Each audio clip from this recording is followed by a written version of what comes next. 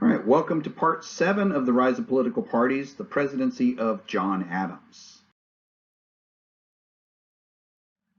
Now, the election of 1796 is the first presidential election where you really have these two political parties going against each other. Remember, the first two elections in the Electoral College was George Washington. He was always Federalist in thinking, but he was never a member of the Federalist Party, and he won both those elections through a unanimous vote. John Adams had been selected as his vice president both times by the Electoral College. Now you actually have the two political parties vying against each other. John Adams is running with a running mate. His vice presidential candidate is Thomas Pinckney. Meanwhile, Thomas Jefferson is running, and his vice presidential candidate is a man named Aaron Burr. Okay. Now the electors get together. Remember, they cast two votes, one for the presidency, one for the vice presidency. And when everything's said and done, all the votes are tallied together, and the person who has the most votes, be it a president vote, vice president vote, doesn't matter, they're all tallied together. The person with the most votes is president, and the person with the second most votes is vice president. So what happens here is this. John Adams gets the most votes for the presidency, and Thomas Pinckney does get the most votes on those votes cast for the vice presidency. But because Thomas Jefferson had the second most votes, he had 68 presidential votes, it made him second in the Electoral College. And the result here, now that we have political parties, is kind of a disaster. The president is John Adams with 71 electoral votes. But the vice president is not his running mate with 59 electoral votes, but Thomas Jefferson from his rival political party with 68 electoral votes. And we'll actually see during John Adams' administration, there'll be efforts made by Thomas Jefferson to undermine John Adams' presidency. This will be a very embattled presidency. Now, during John Adams' presidency, he's going to have to deal with effectively a conflict with France known as the QuasiWar. There's a lot of tension between the young United States and the European powers. Remember, we had Jay's Treaty, which was signed in order to prevent war with England. Well, guess what? That also upsets France, not just Jefferson's Republicans, but also the French as well. And so as a result, you're going to have French harassment of American shipping and what becomes known as the QuasiWar. Now, it's been called other things as well. It's been called the undeclared war with France. Not very creative, right? My personal favorite, the Pirates' War, because you are going to have both sides actually commission pirates to raid the other side's ships. The Half War, because it was never a declared war. That one's really lazy, right? But Adams is going to have to deal with this tension with France, right? And at the same time, also that tension with this new opposing political party, the Jefferson Republicans, who want better relations with France. So they will be embattling him as well, right? We'll see this even with one of the ministers that comes during this time period. This was actually when Washington was still president. Edmund Charles Genet, who was a minister that was brought into the United States during the French Revolution. He's often referred to as Citizen Genet. He'll actually be apprehended for trying to recruit pirates in South Carolina, right? Hardly something that a French foreign dignitary should be doing, right? These are the kind of things that Adams has to deal with. The result of this, though, is going to be a political scandal. Adams is going to send some ministers to France to try and negotiate some kind of settlement here in this undeclared war. All right, what results becomes known as the XYZ Affair. The American ambassadors sent are Elbridge Gerry, C.C. Pinckney, and John Marshall, future Chief Justice of the U.S. Supreme Court, right?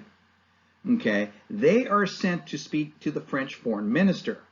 The French foreign minister at this time is a man named, ready for this? The Marquis Charles Maurice de Talleyrand Perringot de Prince-Benevent. And I probably butchered the pronunciation to that a little bit. We'll keep it simple. We're just going to call him the Marquis de Talleyrand. Okay. When our American ambassadors arrive, though, the Marquis de Talleyrand is going to refuse to speak to them. Instead, he'll send 3 ministers of his own, Jean Hottinguer, Pierre Bellamy, and Lucien Hauteval, right? These ministers will be referred to in correspondence back to the president as Minister X, Minister Y, Minister Z, hence the XYZ affair. Okay. The Marquis de Talleyrand has demands that he wants fulfilled before he's going to entertain talking to these American ambassadors. For example, he wants a bribe. $250,000 in a bribe to be given to the Marquis de Talleyrand. That's just to start opening the door. A $250,000 bribe in 1790s money. You can imagine how much that is today. That's number one. Number two, a $12 million loan must be made to the French government. A French government that, remember, at this time may or may not be in power tomorrow. All right?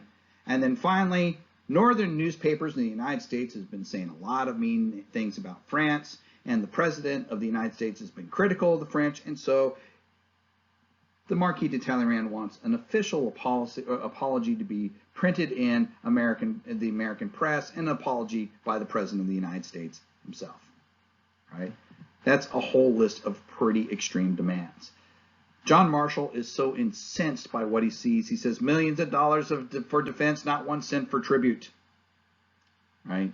This is going to cause an uproar. Now, from Adams's point of view, this seems like an easy home run for him. He just releases this to the press. Look, this is what the French are up to, and he can very easily make his case that, the French can't be trusted. But when he tries to do this, supporters of the Jefferson Republicans are going to spin this. There's going to be a lot of press released in the pro-Republican press that's going to say that John Adams actually had solicited these type of demands, that he was involved in it, that he was culpable for it, right? And John Adams is so incensed by this that he actually tries to take some action. Now, on the surface, these actions will look like they're designed to be aimed at the French, but in reality, they're aimed at his rival political party.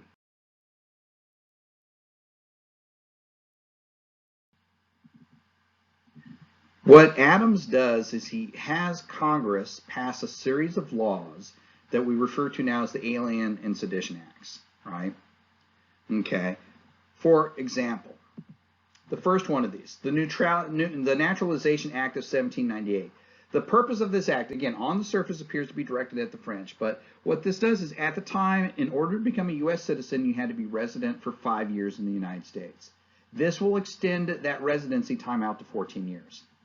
Why does Adams want to do that? Well, he can argue is to keep French people out. But the reality is that most immigrants coming to the United States, becoming naturalized citizens, were joining the Republicans, Jeffersonian Republican Party.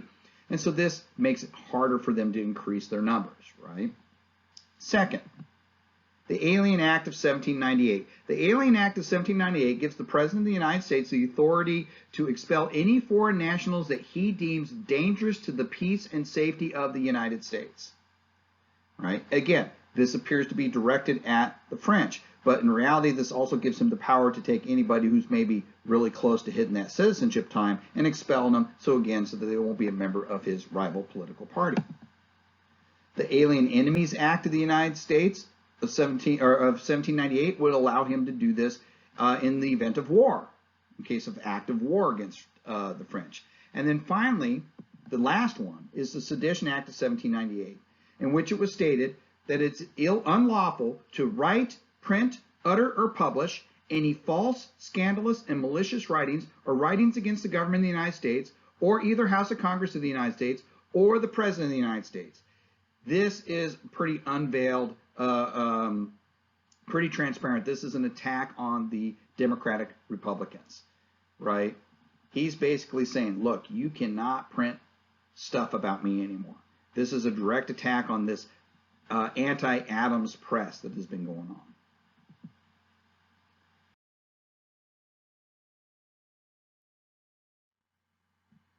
Now, the Jeffersonian Republicans will respond to this, including the Vice President of the United States, Thomas Jefferson. He will actually author 2 resolutions that will be passed in the Kentucky legislature known as the Kentucky Resolutions. In this, he will state that the constitutionality can be determined by the states, and that the states have the right to nullify any federal law that is deemed unconstitutional.